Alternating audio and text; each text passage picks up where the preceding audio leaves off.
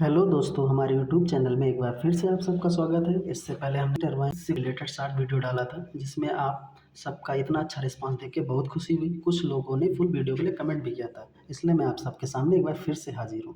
जैसा कि आप देख पा रहे हैं कि एचपी टरबाइन है। एचपी टरबाइन यानी है हाई प्रेशर टरबाइन। इसमें एक स्टॉप वाल्व और एक कंट्रोल वाल्व होता है। स्टॉप वाल्व का यूज स्टीम को फुल्ली स्टॉप करने के लिए, जबकि कंट्रोल वाल्व का यूज स्टीम के फ्लो को रेगुलेट करने के लिए किया जाता है। एचपी टरबाइन में जो स्टीम इंटर करती है उसका टेम्परेचर होता है 565 डिग्री सेंटीग्रेड तथा प्रेशर होता है 245 केसी, जो बहुत अधिक होता है। स्टीम एचपी टरबाइन में इंटर करने के बाद टरबाइन रोटेट करके बाहर निकल जाती है, और इस बाहर निकली हुई स्टीम का टेम्परेचर घट के हो जाता है 330 डिग्री सेंटीग्रेड तथा प्रेशर रह जाता है 52 केसी।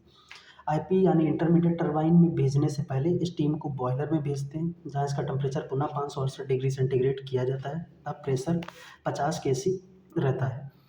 स्टीम आईपी टरबाइन से गुजारा जाता है। आईपी टरबाइन से स्टीम को 2 पॉइंट से निकलती है, क्योंकि यहाँ 2 एलपी टरबाइन है, इसलिए पहले पॉइंट से निकली स्टीम पहले एलपी टरबाइन तथा दूसरे पॉइंट से निकली स्टीम दूसरे एलपी टरबाइन में भेजा जाता है। 2 एलपी टरबाइन की ज़रूरत इसलिए पड़ती है क्योंकि यहाँ स्टीम का प्रेशर कम होता है, जिससे वॉल्यूम बढ़ जाता है। वॉल्यूम बढ़ने से यहाँ एलपी टरबाइन 2 स्टेज में यूज की जाती है, तथा इसका साइज़ भी आप देख पा रहे हैं काफ़ी बड़ा रहता है बाकी टरबाइन के कंपैरिजन में। तीनों टरबाइन एक ही शाफ्ट से जुड़ी रहती हैं, और ये शाफ्ट जनरेटर के रोटर से जुड़ी रहती है। तीनों टरबाइन में से कोई एक भी टरबाइन घूमने से जनरेटर का रोटर घूमता है, और जनरेटर के आगे जुड़ा रहता है एक्साइटर। यही जनरेटर का सबसे मेन पार्ट होता है।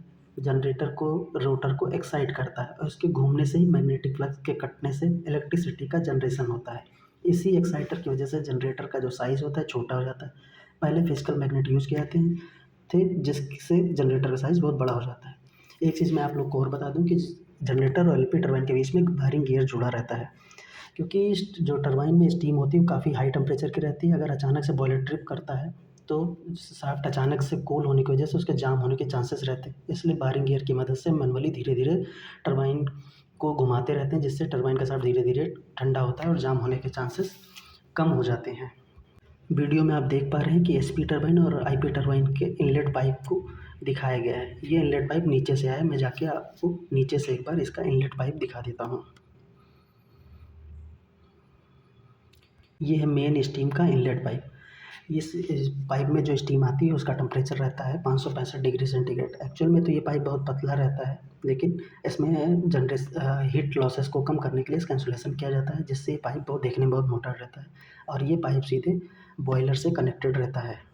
ये आप है ट्रांसफार्मर यार्ड। एक्चुअली क्या, जनरेटर से जो बिजली बनती है वह 22 किलोवाट की 22 केवी की होती है, तो लगभग 22,000 किलो एम्पियर की होती है। अब इसको जनरेटर ट्रांसफार्मर को भेजा जाता है, जहाँ इसको स्टेप अप करके इसको 400 किलो केवी का बनाया जाता है। स्टेप अप करने का मेन रीज़न होता है कि ट्रांसमिशन लॉसेस को कम करना, क्योंकि जितना वोल्टेज ज़्यादा होगा उतना ही आई कम होगा।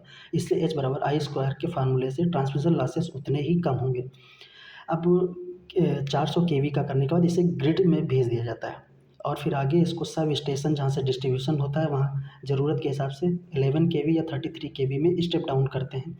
फिर इसको घरों में यूज़ करने के लिए इस 11 केवी को फिर से 400 वोल्ट में स्टेप डाउन किया जाता है। इस प्रकार जो हमें घरों में बिजली देखने को मिलती है वो 400 वोल्ट की होती है।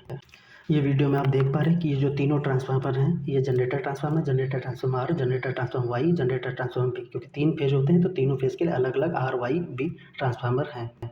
हमारे साथ बने रहने के लिए धन्यवाद। आगे मैं टरबाइन का इंटरनल वीडियो लाऊंगा, जिसमें मैं आपको दिखाऊंगी कि टरबाइन का अंदर से कैसा स्ट्रक्चर होता है, अंदर से टरबाइन कैसी दिखती है। पावर प्लांट की और इंटरेस्टिंग वीडियो देखने के लिए हमारे साथ बने रहें। दोस्तों को शेयर करें, अगर सब्सक्राइब नहीं किया तो सब्सक्राइब कर लें और लाइक करें, और अगली वीडियो के लिए वेट करें। धन्यवाद।